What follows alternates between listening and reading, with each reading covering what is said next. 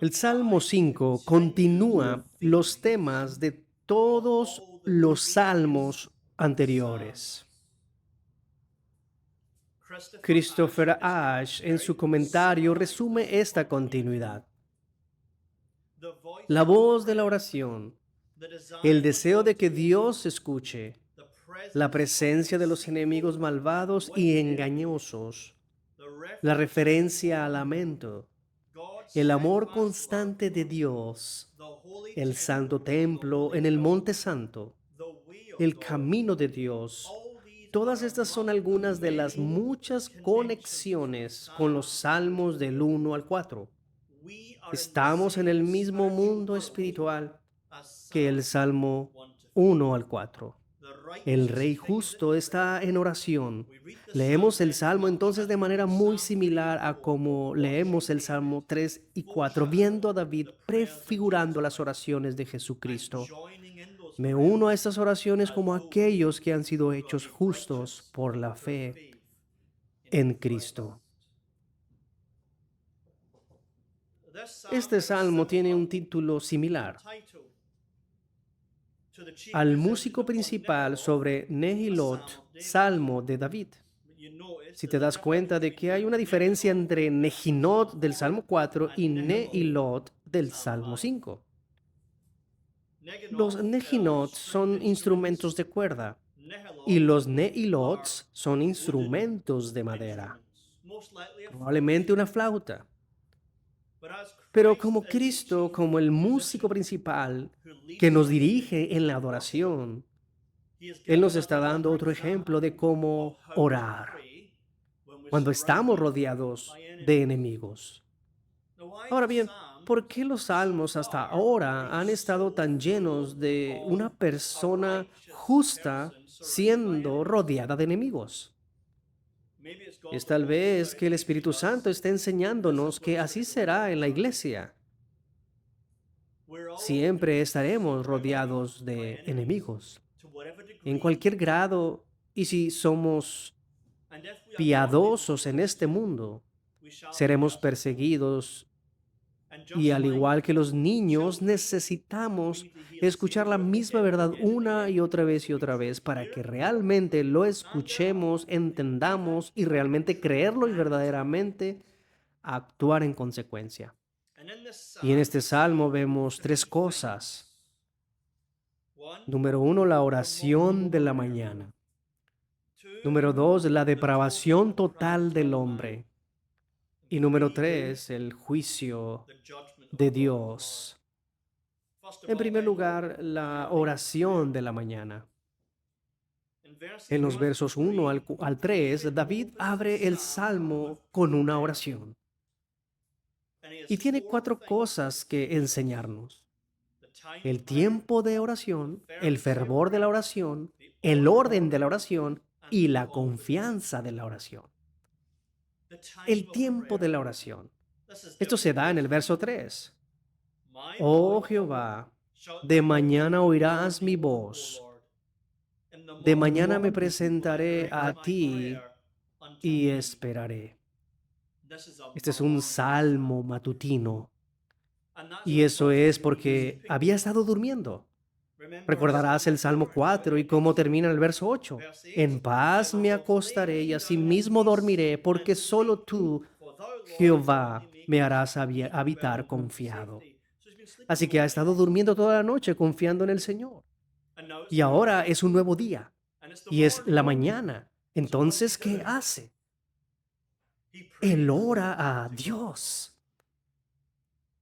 Al orar por la mañana, esto revela la prioridad de la vida de oración de David. Dios. La prioridad número uno de la vida de David es Dios mismo. Así que se levanta por la mañana y temprano busca al Señor en oración.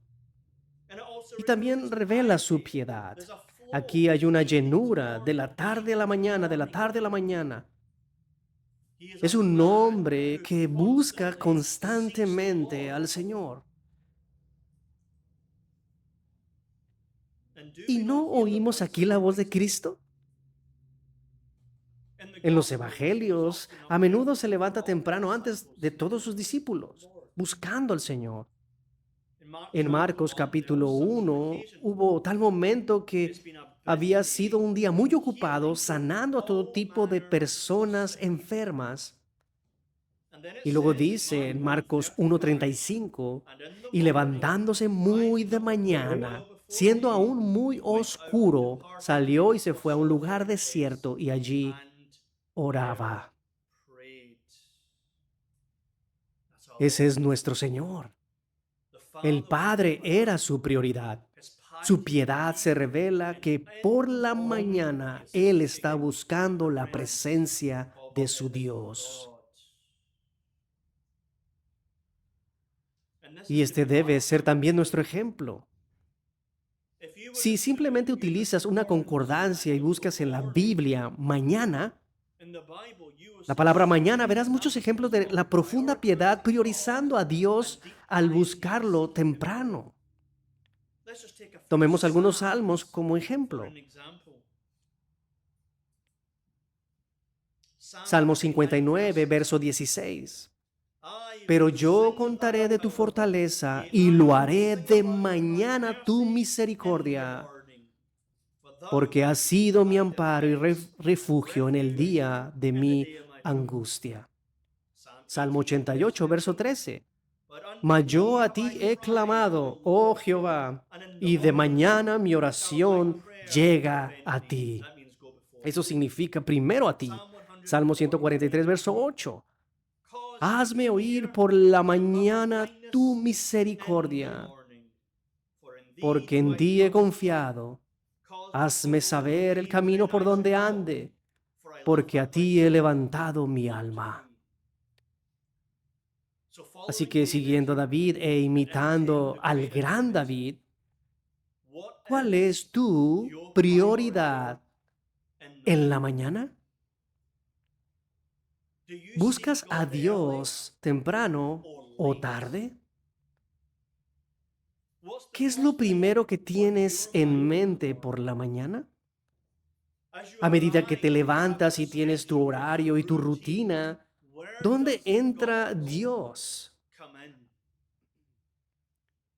Aprendamos a buscarlo temprano en la mañana. ¿Acaso no debemos orar el pan nuestro de cada día, dánoslo hoy? Por lo tanto, antes de que comience el día, necesitamos nuestro pan de cada día. Necesitamos de todo para sostener la vida. Ora. ¿Dios te protegió durante la noche? Levántate temprano y dale gracias. Dios es un Dios de misericordia. ¿Y cuándo renueva Dios sus misericordias? Lamentaciones capítulo 3, verso 22.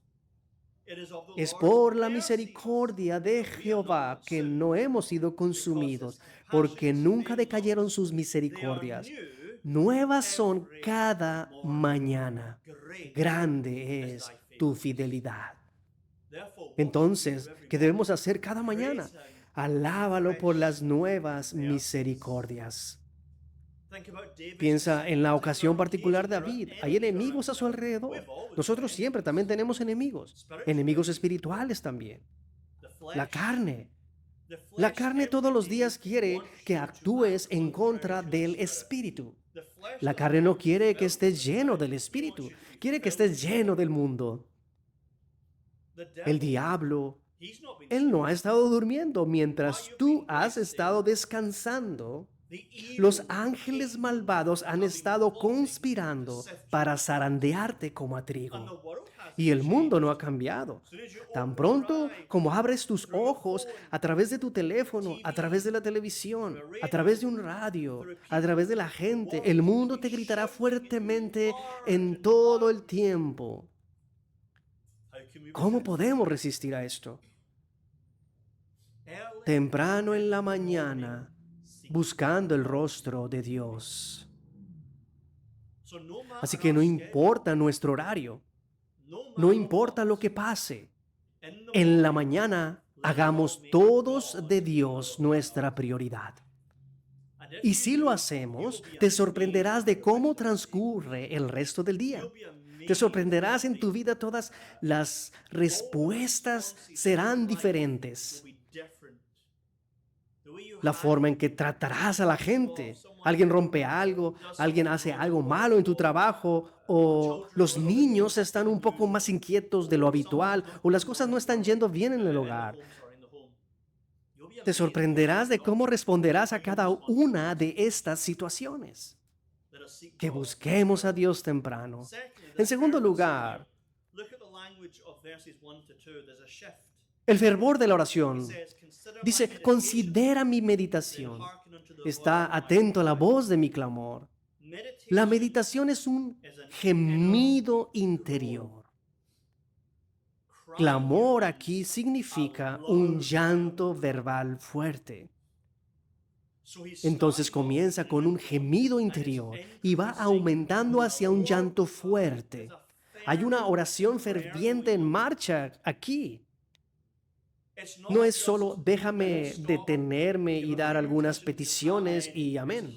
Su corazón está lleno y en la oración ferviente del justo puede mucho.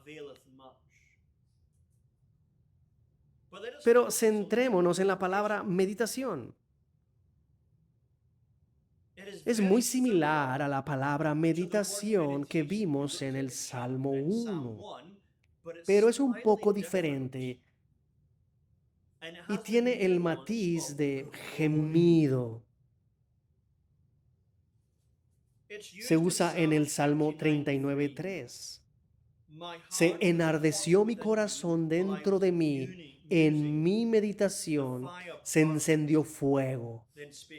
Y así proferí con mi lengua. Así que hay un ardor interior en el corazón y hay un gemido interior que no se puede contener y por lo tanto debe hablar con su lengua.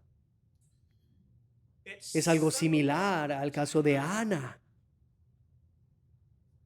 Ana está absolutamente quebrantada. Ella no tiene hijos y su corazón está lleno de gemidos. Y ella viene al tabernáculo en 1 Samuel 1:13. Y Ana habla en su corazón y solo sus labios se mueven. Entonces ella está hablando en su corazón y ella está solo, apenas puedas oírle, es muy, muy suave. Pero es un corazón que gime, lamentando su situación y clamando al Señor. Y así David, debido a los enemigos que continúan rodeándole, su corazón está gimiendo y en este momento ni siquiera puede usar palabras. Y de nuevo escuchamos otra vez la voz de Cristo. Cristo es un hombre que gimió a menudo. No sé si alguna vez has leído el libro de B.B. Warfield, La vida emocional de Jesús. Te animo a leer este ensayo porque te da mucho de la persona de Jesús respecto a su vida emocional y creo que aprenderás mucho sobre el Señor si lees todo eso. El gemido interior o duelo interior o la ira interior era bastante común en Jesús. Juan capítulo 11, verso 33.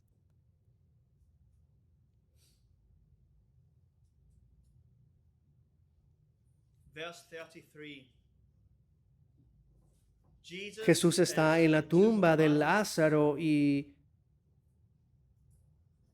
ve a la hermana de Lázaro llorando y cuando Jesús la vio llorando y a los judíos que vinieron con ella también llorando, gimió en su espíritu y se angustió. Cuando vio a la gente llorando y lamentándose por la muerte de Lázaro, lo ve y su corazón gime y su angustia, porque él que es sin pecado, el que es la vida, entiende verdaderamente que la paga del pecado es muerte. Entiende verdaderamente que la muerte es una maldición de la caída. Y su corazón gime por causa de la muerte. Y por eso ha venido a conquistarla. O en Marcos capítulo 3, verso 5, hay un hombre con la mano seca y todos lo están mirando y diciendo cosas en su propio corazón. ¿Es lícito sanar a este hombre en el día de reposo? Y todos dicen que no, y dice, y mirándolos alrededor con enojo, entristecido por la dureza del corazón. Él estaba afligido por la dureza del corazón de personas religiosas que eran legalistas y no tenían espacio para la misericordia. ¿Qué crees que hizo Jesús cuando gemía y tenía angustia en el alma? Él oraba a su Padre, como lo hizo en Juan 11. Él iría al Padre y oraría sobre estas situaciones. Y nosotros como cristianos tenemos una maravillosa promesa para cuando hay momentos, los tales gemimos internamente cuando ni siquiera podemos hablar, ni siquiera podemos articular una frase en la oración. Estamos tan llenos de dolor o sufrimiento que todo lo que podemos es gemir. Y esa promesa, por supuesto, es el capítulo 8 de Romanos, verso 26. Y asimismo también el Espíritu nos ayuda en nuestras debilidades. Pues que hemos de pedir como conviene, no lo sabemos, sino que el mismo Espíritu intercede por nosotros con gemidos indecibles. Creo que los gemidos son los que hay en los creyentes. Pero no voy a hacer un paréntesis ahora y entrar en esto, pues tomaría tiempo. Pero te lo planteo así. Cuando estamos gimiendo, Dios no dice, bueno, como no estás pronunciando una oración completa, por lo tanto no te voy a contestar. Absolutamente no. Dios está diciendo, en tus gemidos el Espíritu intercede contigo, ayudándote a que esos gemidos lleguen hasta el Padre en el nombre de Cristo, quien escucha y quien responde. Recuerda a Israel, cuando el faraón los afligía en gran manera, buscando masacrar a sus niños, tratando de hacer su trabajo lo más duro posible. Y sus gemidos subieron al cielo. ¿Y cómo es que responde el Señor?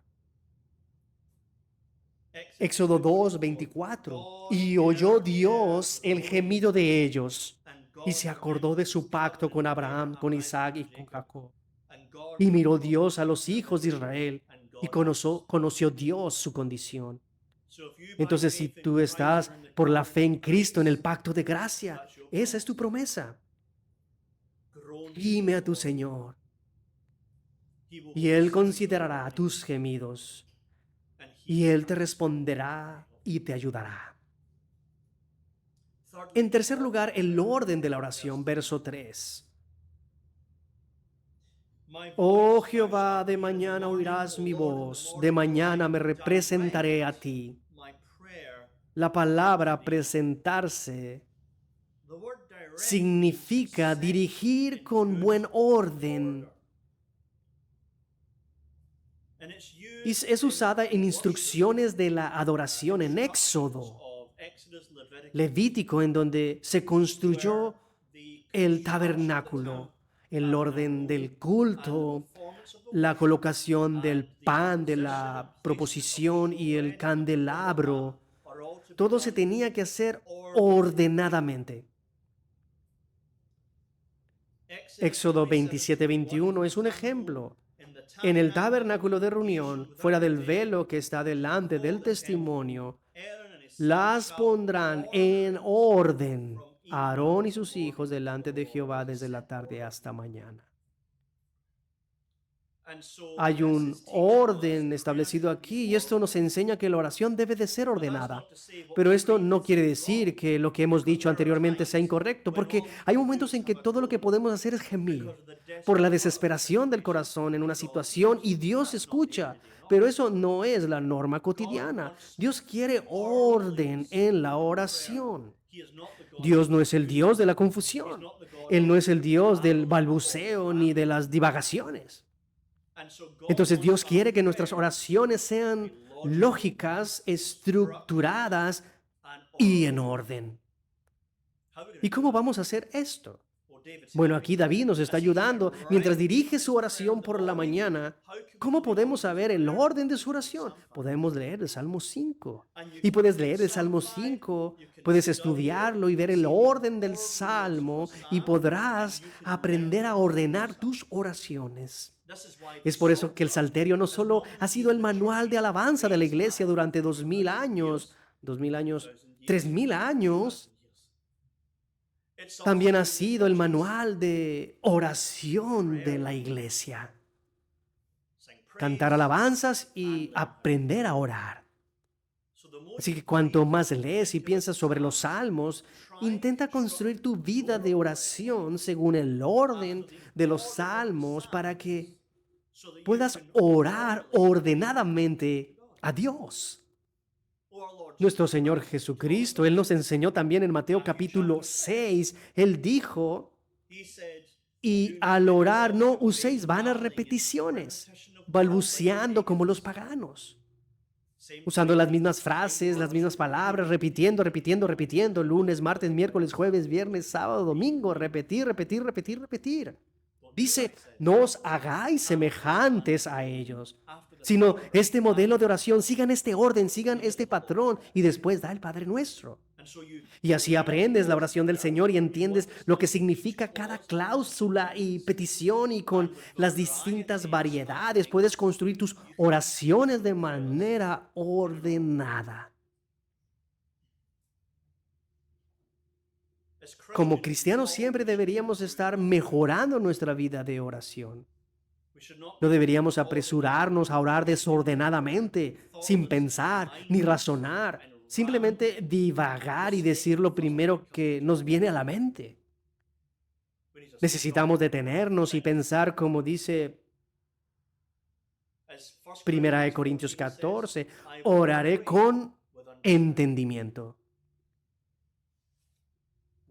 ¿Qué es lo que le pido a Dios? ¿Por qué lo voy a alabar? ¿Cómo voy a santificar su nombre? ¿Qué es lo que quiero que se haga con su bien en la tierra? ¿Qué con su voluntad en la tierra? ¿Y qué con el reino de Dios? ¿Qué pecados voy a confesar? ¿Qué cosas de mi vida necesito? ¿Qué exactamente estoy orando cuando digo no me dejes caer en tentación? Y por lo tanto, con orden, orando a Dios en orden.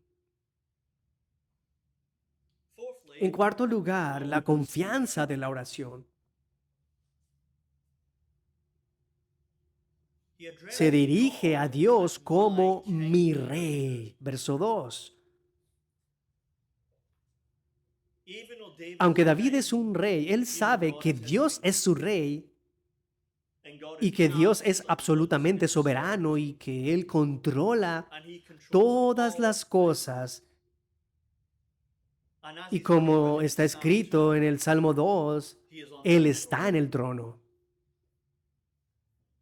Pero no es eso lo único que le da confianza. Porque alguien puede ser absoluto y ser absolutamente despiadado. No a todos los reyes y monarcas o personas con poder te haría muy bien tenerlos. Tienes a alguien que tiene todo poder en una nación. Pueden tener todo el poder, pero pueden que no sean muy amables. Pero no es esto con Dios. El Salmo 145, verso 1 comienza, te ensalzaré mi Dios y Rey. Verso 8, clemente y misericordioso es Jehová, lento para la ira y grande en misericordia. Y ese es Cristo. Él hace todas las cosas con la palabra de su poder y Él es manso y humilde de corazón. Por lo tanto, con confianza, porque tiene poder absoluto y misericordia infinita para su pueblo. Pero el lenguaje aquí es interesante. Escucha, oh Jehová, mis palabras. Óyeme. Está atento a mi voz significa escucha, pero está llevando a que se le obedezca y eso es algo provocativo. ¿Te acuerdas de Josué en Gabaón? Ellos estaban buscando destruir a sus enemigos tal como Dios se los había ordenado. Pero tuvieron dificultad para terminar con su trabajo porque el día estaba llegando a su final. ¿Qué fue lo que hizo Josué, niños? ¿Recuerdan? Oró para que el sol se detuviera y que hubiera un día extra para que él destruyera a los enemigos. Y la gente de algún modo intenta dar algún tipo de razón natural y no hay ninguna razón natural. Es sobrenatural. Inclínate y adóralo. Pero si tú lees esto y te detienes y dices, ¿qué es lo más asombroso de Josué en el capítulo 10? Lo más asombroso fue que el sol se detuvo en el cielo, pero eso no es lo más sorprendente de Josué 10. Josué 10, verso 14. Dice, y no hubo un día como aquel, ni antes ni después de él. ¿Qué esperarías que dijera? Que el sol se detuvo en el cielo. Pero eso no es lo que dice. Y no hubo un día como aquel, ni antes ni después de él, habiendo atendido Jehová la voz de un hombre. Así que la cosa sorprendente y deberías detenerte y quedarte con la boca abierta, lo que fue asombroso no es que el sol se quedara quieto en el cielo, fue que el Señor atendió la voz de un hombre. Josué está lleno de fe en la promesa del pacto del Señor de destruir a los enemigos. Él ordena al sol que se pare en el cielo y el Señor atiende a la voz de un hombre. Y David dice aquí, atiéndeme, Señor. Es una oración de fe. Dios responde la oración y por lo tanto con humildad, pero con confianza, está atento a la voz de mi clamor. Y ese patrón de Josué es para mí y para ti. Que cuando vamos a Dios podemos aferrarnos a su pacto. Podemos alegar las promesas y esperar que Dios sea Dios. Él es fiel. Él no miente. Él cumplirá sus promesas y responderá. Así que aquí tenemos la oración de la mañana. Pero en segundo lugar, la depravación total del hombre. Los versos 4 y siguientes, David quiere dar argumentos para que su confianza sea una oración contestada. Y su argumento se basa en la naturaleza. La naturaleza del hombre, la naturaleza de Dios y la naturaleza de la gracia. En primer lugar, un argumento sobre la naturaleza del hombre. Verso 9. Porque no hay en su boca rectitud, sus entrañas son maldades, sepulcro abierto es su garganta, con su lengua lisonjean. El contexto inmediato, verso 8, mis enemigos. Él está describiendo la naturaleza de sus enemigos. Pero este verso es citado también por Pablo en Romanos capítulo 3, verso 13. Y lo introduce en el verso 9. ¿Qué pues? ¿Somos mejores que ellos? En absoluto, porque ya hemos acusado judíos y a gentiles que todos están bajo pecado. Y cita el verso 9 como evidencia de la depravación total del hombre. Así que es este el carácter, la actitud y la naturaleza de sus enemigos, porque sus enemigos son impíos, son hombres naturales. Y eso está revelando la naturaleza de toda la humanidad. ¿Cuál es el carácter natural del hombre? Él dice, no hay en su boca rectitud. No puedes confiar ni una palabra de lo que dicen. No son confiables y no son fiables. Salmo 58, verso 3. Se apartaron los impíos desde la matriz, se descarriaron desde el vientre, hablando mentira. La total depravación no es depravación absoluta. La total depravación es la enseñanza de que todas las facultades son pecado depravado. No es que todos sean tan pecadores como uno podría hacerlo, y alabado sea Dios por ello. Él restringe. Pero el hombre natural es este. El hombre natural mentirá y dirá toda clase de cosas malvadas. Y queda demostrado a sí mismos una y otra vez, haciendo promesas, rompiendo promesas, haciendo promesas, rompiendo promesas. Y lo descarta como si no fuera gran cosa. Pero Dios dice que no hay fidelidad en sus bocas. Dice, sus entrañas son maldades. En el hebreo no hay variación, es solo un plural de malvado. Sus entrañas son muy malvadas. No suena muy bien en español, pero obtienes la idea. El problema es que el corazón es completamente malvado.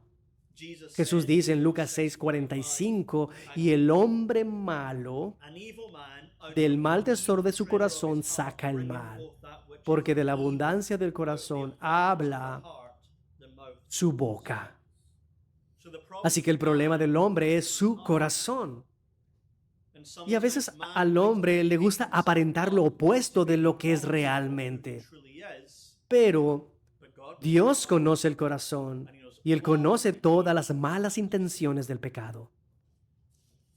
En tercer lugar, se describe aquí el hombre natural como un sepulcro abierto en su garganta. Muerte.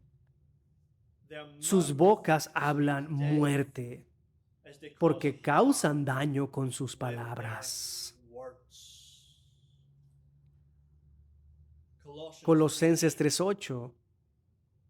Pero ahora dejad también vosotros todas estas cosas: ira, enojo, malicia, maledicencia, palabras deshonestas de vuestra boca.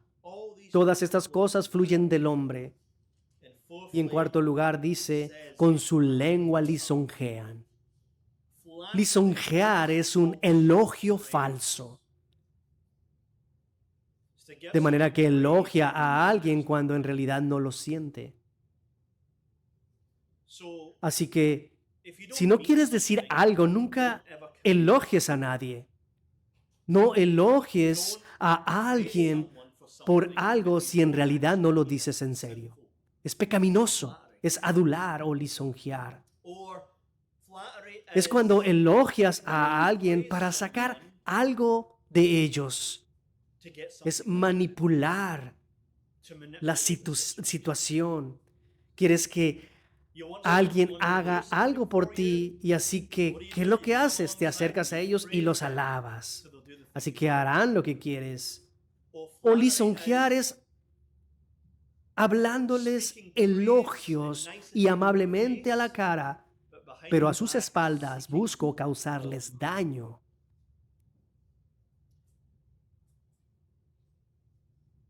Salmo 55, verso 21.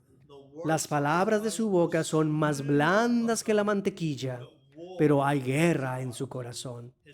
Sus palabras son más suaves que el aceite, mas ellas son espadas desnudas. Ahora, esto no quiere decir que nadie debe elogiar a nadie. No, eso no es el caso aquí. Es el falso elogio. Entonces, si realmente quieres agradecerle a alguien o decir realmente te aprecio, eso no es pecado. Sino el elogio falso es pecado. Cuando visité los estados del sur, lo que la gente siempre me dice es esto. En el sur, la gente es súper amable contigo, incluso cuando no les simpatizas. Y serán súper lindos en tu cara, pero luego a tus espaldas están chismeando o haciendo cosas en tu contra. Porque en el sur la cultura es, no importa lo que sea, tú pones una sonrisa en tu cara y eres amable, al menos exteriormente, y decir cosas agradables sobre la gente. Eso es realmente pecaminoso. Eso es pecado. Eso es adular. Y entonces, si alguien tiene alguna de estas cosas, es lisonjar y es pecaminoso. Pero en segundo lugar, David, después de sacar a relucir la naturaleza de sus enemigos, ahora llegamos a la naturaleza de Dios. Versos 4 al 6. Porque tú no eres un Dios que se complace en la maldad. El malo no habitará junto a ti. No estarán los insensatos delante de tus ojos. Aborreces a todos los que hacen iniquidad. Destruirás a los que hablan mentira. Al hombre sanguinario y engañador abominará Jehová. Así que David está diciendo, estos son los enemigos que me persiguen. Y este es el carácter de Dios. Dios los odia. Por lo tanto, estoy seguro de que Dios los destruirá. Esto es lo que él está argumentando aquí. Y está en lo cierto, él tiene razón. Podríamos llegar aquí al atributo de la santidad o el atributo de la justicia en los versos 4 al 6. Pero la verdad más aterradora para los pecadores es que Dios es amor. ¿Y por qué es esa una verdad aterradora? Salmo 45, verso 7. Has amado la justicia y aborrecido la maldad. Así que cuando lees Salmo 5, aborreces a todos los que hacen iniquidad. ¿Por qué? Porque Él es santo, sí. Porque es justo, sí. Pero porque es un Dios de amor. Y puedes ver que la noticia de que Dios es amor es lo más maravilloso para los pecadores y la noticia más aterradora para los pecadores. Dios ama. Él ama lo que es bueno y por lo tanto odia lo que no es bueno.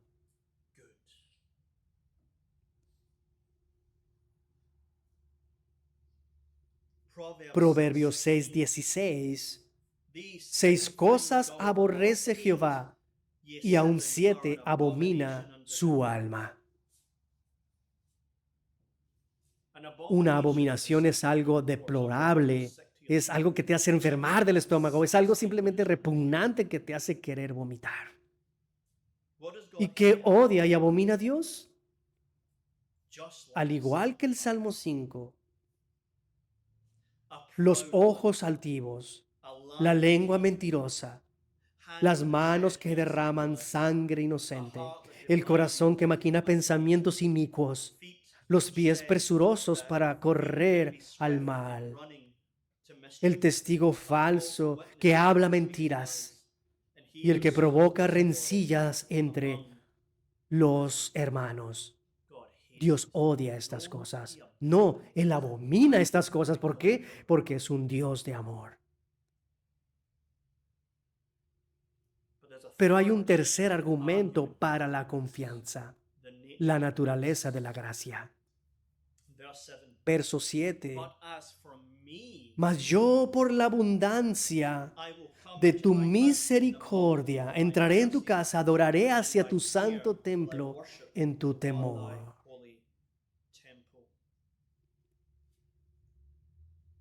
Esto es gracia. La palabra aquí, misericordia, es ese pacto de amor, el amor de Dios que nos salva por su gracia, que no merecemos, libre, leal y gratuito. Él está diciendo, yo soy diferente a ellos.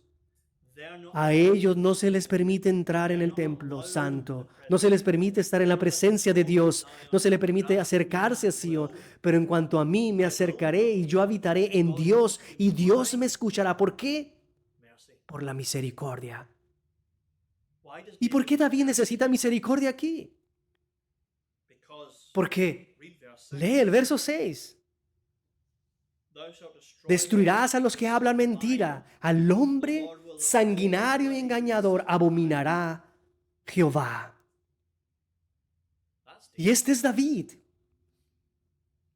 Eso fue lo que le hizo a Urías y a Betsabé. ¿Por qué no se le permitió a David construir el templo? Dios dijo, porque eres un rey de guerra y de sangre, y mi templo será construido por el rey de paz, Salomón. Entonces David aquí no dice, miren a todos estos hombres totalmente depravados y miren a mí cómo soy justo y hago las cosas bien. Él dice junto con Pablo, yo soy lo que soy por la gracia de Dios. Porque soy un hombre de sangre y de engaño por mi adulterio. Pero por su misericordia yo soy diferente. Ahora le temo, ahora le honro, ahora le sirvo, ahora busco obedecerlo. Y todo por la gracia de Dios. Es por eso que el Salmo 5 solo puede ser en última instancia de Cristo. Porque no hay necesidad de la gracia salvífica para Cristo.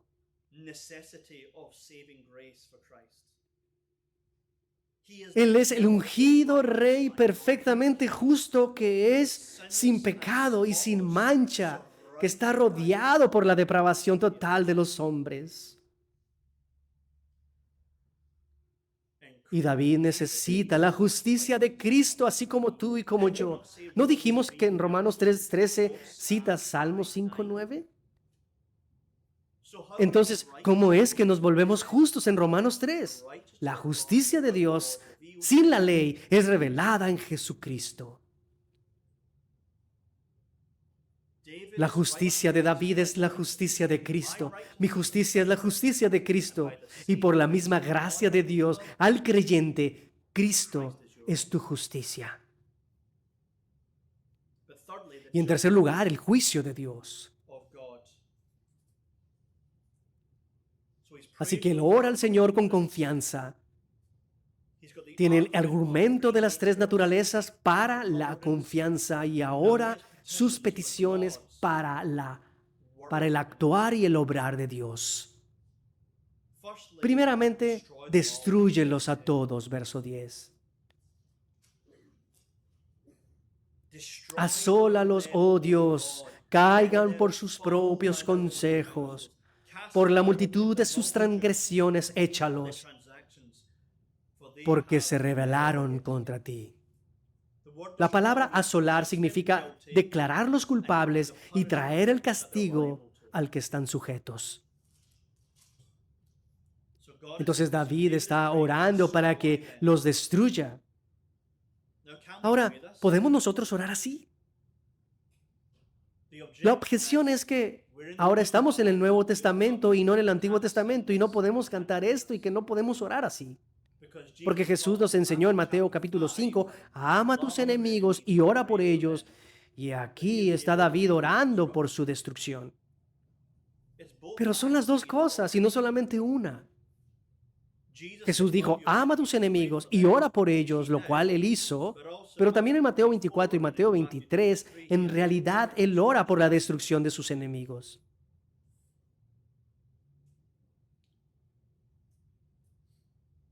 David no está diciendo aquí con una actitud moralista, destrúyelos.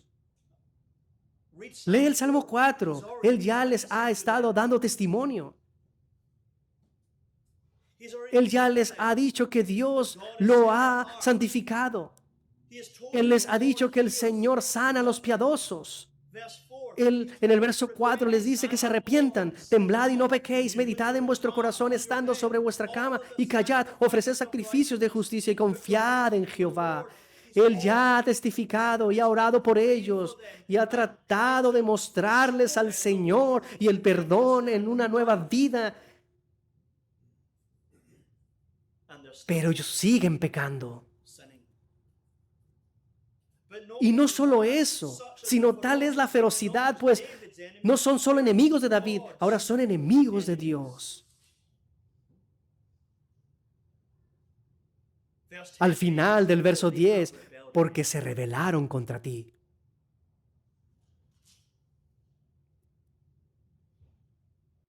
Y por eso David está en lo correcto. Al orar que en tiempos de gran persecución, él simplemente está orando la voluntad de Dios.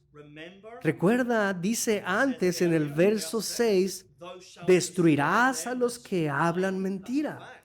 Eso es un hecho. Apocalipsis capítulo 21, verso 8. Todos los mentirosos tendrán su lugar en el fuego que arde con azufre. Si mueres en tus pecados, serás destruido. Y por eso su oración es conforme a la voluntad de Dios. Destrúyelos. ¿No dijo Jesús que oremos, venga tu reino? Y parte de orar eso es por la destrucción del enemigo. En el Catecismo Mayor, por ejemplo, ¿qué pedimos cuando pedimos venga tu reino? Pregunta 191. Reconociendo que toda la humanidad estamos por naturaleza bajo el dominio del pecado y de Satanás. Oramos para que el reino del pecado y de Satanás pueda ser destruido. Que el evangelio se propague por todo el mundo, por la conversión de aquellos que aún están en sus pecados. Así que venga tu reino es, conviértete, pecador, y hágase tu voluntad en la tierra como en el cielo. Venga tu reino, destruye el reino del pecado y de Satanás, lo que significa aquellos que permanecen impenitentes, esto es, sin arrepentimiento y sin fe, Dios los destruirá en el infierno. Y por eso David tiene razón al orar, destruye a los que se rebelan contra ti. Y nosotros en el Nuevo Testamento podemos hacer lo mismo. Si hay enemigos, ¿cuál es la primera respuesta? Ora y los amas y les haces el bien. Tú les das testimonio. Pero si continúan y continúan y aumentan y aumentan, tú tienes toda la garantía cristocéntrica del Evangelio para orar, destruye a los enemigos, oh Dios. Porque esa es tu voluntad, que todos los que no se arrepientan sean destruidos. Pero también, en segundo lugar, él ora por la bendición del pueblo de Dios, verso 11 al 12. Y se alegrarán todos los que en ti confían, para siempre darán voces de júbilo, y tú los cubrirás, y en ti se regocijarán los que aman tu nombre. Porque tú, oh Jehová, bendecirás al justo, lo cercarás de benevolencia como con un escudo. Entonces él está diciendo aquí, esta es la naturaleza del hombre, aquí está la naturaleza de Dios, aquí está la naturaleza de la gracia. Señor, bendice a tu pueblo con toda la bendición del pacto. Hay un rey orando por el pueblo de Dios para que conozcan la bendición del Señor. Esta es nuevamente una imagen del verdadero rey ungido, Jesús. Recuerda en Hebreos capítulo 7, Él es ambos sacerdote y rey, según el orden de Melquisedec, y Jesús es el que pide a Dios que todo su pueblo sea lleno de gozo y bendición y amor porque confían en el Señor. Y por último, él ora en el verso 8. Verso 8. Guíame, Jehová, en tu justicia a causa de mis enemigos. Endereza delante de mí tu camino. Señor, guíame para caminar delante de ti de manera que te sea agradable. Salmo 25, verso 5. Encamíname en tu verdad y enséñame, porque tú eres el Dios de mi salvación. En ti he esperado todo el día. Señor, dame gracia. Dios, haz que camine por los caminos de justicia por amor de tu nombre. Ayúdame a vivir de una manera que te agrade. Ayúdanos a vivir según tu palabra. Así como en el Salmo 1 de nuevo. Y aquí tenemos la oración matutina de David. Y mientras dirige su oración de una manera ordenada a Dios, también debemos aprender y tener nuestras oraciones ordenadas y dirigidas a Dios también. Que aprendamos de David y oremos como David, pero en última instancia, miren al gran David, al verdadero rey ungido, el que nos librará, el que destruirá a sus enemigos, Apocalipsis 19, y aquel en quien confiamos y en quien recibimos la fidelidad al pacto. Oremos.